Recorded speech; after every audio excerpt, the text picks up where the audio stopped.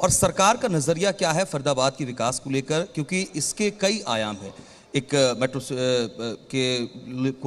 City को लेकर के भी इसको प्रोजेक्शन रही है। इसके अलावा स्मार्ट सिटी के तौर पर प्रोजेक्शन को लेकर बात सामने रही है। साफ सफाई की व्यवस्था की बात करें, फरीदाबाद ने जो पुराना गौरव था उसको कैसे हासिल करें और नई ऊंचाइयां डेवलपमेंट्स के हिसाब से कैसे पा पाए, इस पर बात चल रही है। तमाम मेहमान हमारे साथ हैं। नरेंद्र गुप्ता से शुरुआत करते हैं, बीजेपी विधायक हमारे साथ शहर से हैं, यहाँ से फरीदाबाद से ही हैं।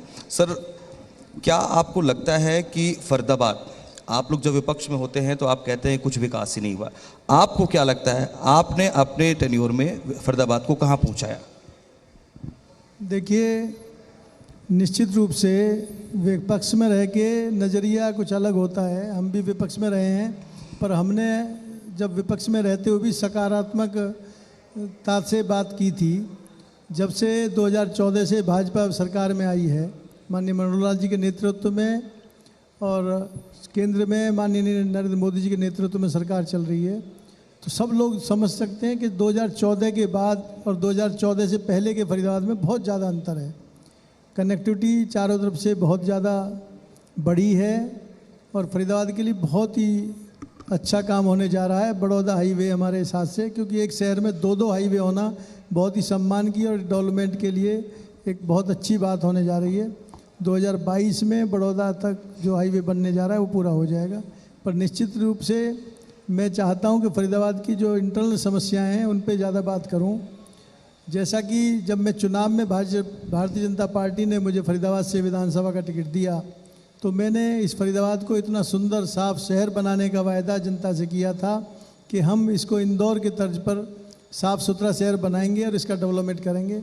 निश्चित ही अब जो वर्तमान कमिश्नर सरकार ने लगाए हैं यशपाल जी, उन्होंने बहुत अच्छी प्लानिंग की है हम लोगों से मिलकर, और मुझे लगता है कि आने वाले 2-3 महीनों में फरीदाबाद का स्वरूप तेज़ी से बहुत चेंज होगा। नरेंद्र जी, आप कह रहे हैं कि प्लानिंग की है, 2 साल की सरकार चली गई है और आगे समय आपके पास भरपूर है, लेकिन लोग ये जानना चाहते हैं कि अगर मूलभूत सुविधाओं की बात करें, सड़कों की बात करें, सीवरेज की बात करें, ये तमाम दिक्कतें वो हैं जो फरीदाबाद के साथ जुड़ती चली जा रही हैं, जबकि ये वो इलाका है या वो ज़िला माना जाता है जो इंडस्ट्रीज़ के लिए जाना जाता था, जहाँ पर उन्नति के लिए, विकास के लिए जो राह है वो खुलते नज़र आते थे। लेकिन अब अगर बात करें कंपटीशन की, तो गुरुग्राम आगे नज़र आता है, नोएडा आगे निकलता हुआ नज़र आता है और तमाम वो जगहें आगे नज़र आती हैं जो फरीदाबाद के बाद विकसित होनी शुरू हुई। मेरी बात पूरी नहीं हुई थी, पर मैं आपके बाद कहना चाहता हूँ आपकी बात के ऊपर कि नोएडा और गुड़गांव 2014 से बहुत पहले हमसे आगे निकल गए थे। अब तो फरीदाबाद रेस में है और मैं आपको विश्वास दिलाता हूँ कि आने वाले 2-3 साल में फरीदाबाद गुड़गांव और नोएडा की बराबरी करेगा और इनसे आगे निकलने की हम कोशिश करेंगे। मैं अपनी बात पूरा करना चाहता था रोड्स के बारे में और सफाई के बारे में।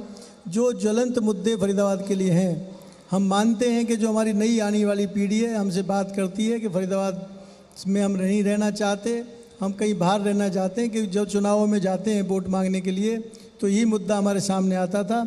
निश्चित रूप से आपके मन से मैं पूरे फरीदाबाद वासियों को, पूरे देशवासियों को विश्वास दिलाना चाहता हूं कि आने वाला समय फरीदाबाद का होगा, इतना फरीदाबाद का विकास होगा। रोड्स तो सीवर, पानी की जो छोटी छोटी समस्याएँ, इनसे हमें परमानेंटली मुक्ति हम दिलवाएंगे, ये हमारा वायदा है आपके बीच में और उस पर काम जारी है जी। मेरे फरीदाबाद की जो मेन रोड्स हैं बरसात की वजह से बहुत ज़्यादा टूट गई थी, और जो 2 साल का आपने मुद्दा उठाया कि 2 साल के बारे में आप बताइए। 2 साल में विश्व में जो भयानक महामारी आई कोरोना में, उसकी वजह से हम लोग जितना डेवलपमेंट हमें करना चाहिए था नहीं कर पाए। निश्चित रूप से कोरोना में फरीदाबाद के सभी लोगों के साथ मिलकर उस पर बहुत अच्छी तरह से हमने कंट्रोल किया। गुप्ता जी ने भरोसा दिया है जो चुनौतियां हैं उसका सामना करेंगे और भविष्य में इसको हम वाकई आगे लेकर जाएंगे फरीदाबाद को। और भी मेहमान हमारे साथ हैं, मोतीलाल जी हमारे साथ, फाउंडर चेयरमैन शाहिद हमसे। मोतीलाल जी, सामाजिक सरोकार और आपकी उम्र, आपका तजुर्बा जो रहा है वो लगातार समाज के अलग अलग वर्गों को फ़ायदा पहुँचाता रहा है सोशल तरीके से। ये जर्नी आप कैसे देखते हैं और क्या आपको लगता है कि आपने जो जीवन गुजार दिया शाहिद हम के जरिए वो बड़ा बदलाव ला पाया? मैं कुछ बातें आप सबके सामने रखना चाहूँगा जी। नंबर 1 तो प्रेस जो है वो क्राइम न्यूज़ टाइप की न्यूज़ ज़्यादा देती है, जबकि शहर में कोई अच्छा काम ही होता है। अगर उसका प्रोत्साहन देंगे आप कि शहर में अच्छा काम ये हो रहा है और साथ में जो डिफ़िकल्टी वो भी रखेंगे तो लोगों को उससे उल्लास मिलेगा। अभी खाली क्राइम न्यूज़ वगैरह आने से क्या है कि लोगों को डर पैदा होता है। हमको डर पैदा नहीं करना है, बल्कि उनको वास्तव में लाना है कि भाई अच्छा काम वो करें, अच्छी चीज़ हो, नंबर 1। नंबर 2, हमारे जो इंडियंस अब्रॉड जाते हैं बहुत सक्सेसफुल हैं, जबकि यहाँ पे नहीं है। तो हमको ये सोचना पड़ेगा कि वो सक्सेसफुल क्यों हैं। उनको एक तो वहाँ की सभ्यता, जो रूल रेगुलेशन को फॉलो करना है, मेन चीज़ है। दूसरा, पढ़ाई के साथ उनको सोचना है कि आगे कैसे बढ़ना है। दूसरे कंट्री में आए हैं, घर का तो कोई सामान है नहीं, मकान नहीं है, कुछ नहीं है। जी। तीसरी बात जो है, हम अगर पॉपुलेशन को कंट्रोल नहीं कर पाएंगे तो हमारी ज़मीन जो है, हमारे हिंदुस्तान की जो भरधरती है, वो कहाँ तक उसको बर्दाश्त करेगी। चौथा, क्या हम अपनी फार्मिंग जो सेक्टर है उसको इम्प्रूव नहीं कर सकते, जिससे कि हमारे फार्मिस्ट जो है उनको अच्छी आमदनी हो, उनके बच्चे भी इस काम में लगे। अब मैं एक पॉइंट पे ज़रा चलना चाहूँगा कि जहाँ तक पॉपुलेशन कंट्रोल की बात है, मैंने पीछे जून में प्राइम मिनिस्टर जी को अपनी सजेशन दी थी कि हम लड़कियों की शादी 21 साल की करें। मैं कोई इसका बोलना नहीं चाहता हूँ, लेकिन पर्पस क्या है। मैं एक स्कूल चलाता हूँ गरीब बच्चों के लिए निःशुल्क, जहाँ खाना भी, किताब भी, कपड़े भी सब फ्री है। जब मैं एडमिशन फॉर्म भरने लगा, 2005 की बात बता रहा हूँ, 2004-5 की, तो उनको ये नहीं पता कि उससे बच्चे की एज क्या है। और मुझे ये पूछना पड़ता था, गर्मी में पैदा हुआ, सर्दी में हुआ, बरसात में हुआ, शुरू में हुआ, बाद में हुआ, उसके हिसाब से डेट ऑफ बर्थ भरता था। उनको टाइम ही नहीं है कि वो दफ्तर में जाए, अपने बर्थ सर्टिफिकेट ले। उनको क्या मिलता है इससे? अगर बनवा भी लेंगे तो क्या मिला? तो वो ये कहते हैं कि हमारा टाइम वेस्ट है, हमारे पास टाइम ही नहीं है। दूसरा, आधार कार्ड जब बनता है, या तो स्कूल का सर्टिफिकेट हो या उसका बर्थ सर्टिफिकेट हो। स्कूल का सर्टिफिकेट तो जब माँ बाप उसमें एज दिखवाएंगे वही उसकी बेस पे होगा जी। आधार में भी जब वो अगर कुछ भी नहीं है तो जो भी एज भरेंगे भरवा देंगे। तो नॉर्मली जो गरीब लोग हैं वो लड़की की शादी, लड़की की उम्र 2-3 साल एक्स्ट्रा लिखवाते हैं जी। ताकि जब 18 की पाबंदी है तो 15-16 की शादी कर सके। अब आप ये देखिए कि एक घर में अगर 4 बच्चे हैं तो खर्चा ज़्यादा होगा, अगर 2 हैं तो खर्चा कम होगा, कपड़े पे भी, मकान पे भी, रहने पे भी, खाने पे भी। मतलब हम आपकी इस बात को ऐसे देखें मोतीलाल जी कि सरकार ने जो एक बड़ा फैसला लिया है, लेकिन उस फैसले के आसपास और पहलू हैं जिस पर भी विचार करना होगा, सोचना होगा। देखिए, हर एक चीज़ में हाँ। कोई भी हम स्टेप लेंगे ना, वो डिफ़िकल्टी आएंगी जी।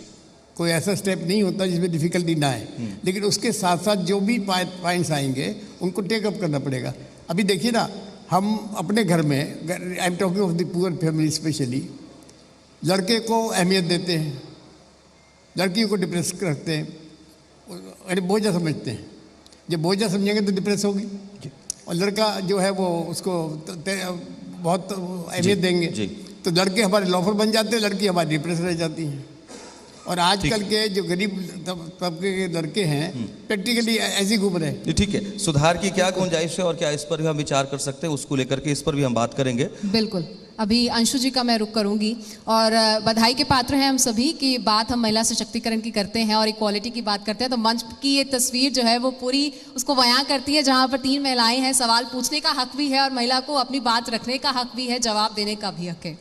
और अंशु जी, आप, क्योंकि सेहत की बात आपसे करूंगी, तो इस वक्त जो देश पर सबसे बड़ी आफत आन पड़ी है वो कोरोना की है। हम पिछले जो समय हमने देखा, लगभग 2 साल से हम इस मुसीबत को झेल रहे हैं कहें, या फिर इससे निपट रहे हैं, या फिर कहीं आपदा को अवसर में हम बदल रहे हैं। आप इस वक्त कैसे इस पर काम कर रहे हैं? और बात फरीदाबाद की करें तो एक केस ओमिक्रॉन का यहाँ पर आ गया है, उसके बाद अब आगे क्या कुछ चुनौतियाँ आप देखते हैं और किस तरह से खुद को तैयार समझते हैं या पूरे इस महकमे को तैयार समझते हैं? करें, वो किस रूप में तैयार नजर आता है, क्या भविष्य देखता है चुनौतियों के लिए? नमस्कार। पहले तो मैं आपको धन्यवाद देना चाहती हूँ कि आप लोगों ने मुझे इस मंच पर बुलाकर मुझे सम्मानित किया, इसके लिए धन्यवाद। कोरोना की बात अगर हम लोग करें तो जब कोरोना की पहली लहर आई थी तब भी हम लोगों ने एडमिनिस्ट्रेशन के साथ मिलकर बराबर पूरा शहर के अंदर पूरा प्लान करके, जो सबसे बड़ी समस्या थी कि रोज़गार नहीं था, जो हमारे निम्न तबके के लोग थे उनके पास खाने के लिए कुछ नहीं था, तो हमने उस समय एडमिनिस्ट्रेशन के साथ मिलके पूरे खाने की व्यवस्था की। और जो 40 वार्ड्स थे तो उसके लिए हमने एक सिंगल किचन बनाकर सब जगह खाने का बंदोबस्त किया। इसके बाद जब सेकंड लहर आई जो कि बहुत अनएक्सपेक्टेड थी, उस समय कोई भी उस तरह से तैयार नहीं था, तो उस लेवल पे जो भी मैक्सिमम लेवल पर एज हॉस्पिटल हम लोगों से हो सकता था कि हमने उस समय जितना बाकी जनरल हमारे पास पेशेंट्स थे, बाकी सर्जरी थी, तो जो अवॉइड हो सकती थी हमने उनको अवॉइड किया।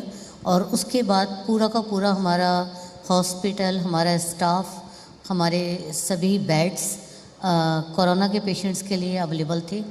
मैक्सिमम लेवल पर जो भी हम जहाँ जहाँ से अवेलेबल करा सकते थे ऑक्सीजन कॉन्सनट्रेटर्स, वो बाहर से भी मंगाए गए।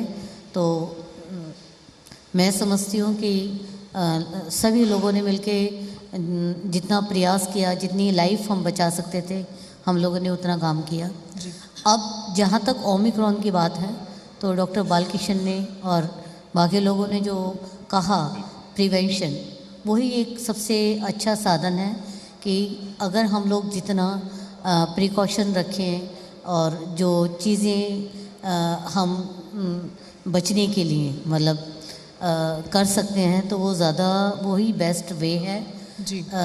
थर्ड जो सबसे अच्छी बात है वो ये है कि शायद हमारा देश उन बेस्ट कंट्रीज़ में से रहा है जिन्होंने मैक्सिमम लेवल पर अचीव किया है वैक्सीनेशन। आज इतनी बड़ी जनसंख्या को और हमने फर्स्ट डोज 135 करोड़ लोगों को अगर हम लगा पाए हैं तो मैं समझती हूँ कि हमारे लिए बहुत बड़ी अचीवमेंट है। अब तो डबल वैक्सीनेशन भी लाजमी कर दिया गया है। एग्जैक्टली डबल वैक्सीनेशन भी मैक्सिमम लेवल पे लग चुकी है, लेकिन हाँ मैक्सिमम लोग हमारे पास इस समय वैक्सीनेटेड हैं। ठीक है। अंशु जी, इस दौरान कुछ चुनौतियां भी ऐसी रही होंगी जिनके लिए कभी लगा होगा, क्योंकि बतौर फाउंडेशन आप काम करते हैं, तो आगे सरकार की तरफ से कुछ ऐसी सहायता की ज़रूरत हो, क्योंकि अभी तो मौजूद है हमारे पास नरेंद्र गुप्ता जी, तो आप यहीं पे हाथों हाथ कह सकते हैं कि कुछ ऐसी सहायता की ज़रूरत रही या आने वाले समय में आप महसूस करते हैं आपको ज़रूरत होगी। देखिए जो इस समय अगर आप देखें तो बहुत अच्छी बात यह है कि इस समय प्रशासन और प्राइवेट ये सब लोग मिल कर के काम कर रहे हैं, और यही एक सबसे बड़ी ताकत है इस समय शहर के लिए कि हमारे इस समय जो हमारे लीडर्स हैं, हमारे ऑफिसर्स हैं, उन सब लोगों का साथ बराबर चल रहा है, जिसकी वजह से हम इस लेवल पे फाइट कर पा रहे हैं। मतलब मैं ये कह सकती हूँ कि एक से एक मिले कतरा तो दरिया बन सकता है, एक से एक मिले ज़र्रा तो सहरा बन सकता है, एक से एक मिले राई तो पर्वत बन सकती है, और एक से एक मिले इंसान तो शहर की किस्मत बदल सकती है। तो हम सब लोग मिलके काम कर रहे हैं। ठीक, इसमें पूरा सहयोग है गवर्नमेंट का। ये अच्छी बात। संयुक्ता शर्मा हमारे साथ हैं, डायरेक्टर मानव रचना इंटरनेशनल स्कूल। आपका पूरा जीवन शिक्षा के इर्द गिर्द ही रहा और एक छोटे पड़ाव से बहुत ऊंचे मकाम तक आप आई। ठीक, मैं ये समझना चाहता हूँ कि आखिर मानव रचना इंटरनेशनल स्कूल ही पसंद पहले क्यों हो, मानव रचना इंटरनेशनल स्कूल पर ही शिक्षा के मायने में भरोसा क्यों किया जाए?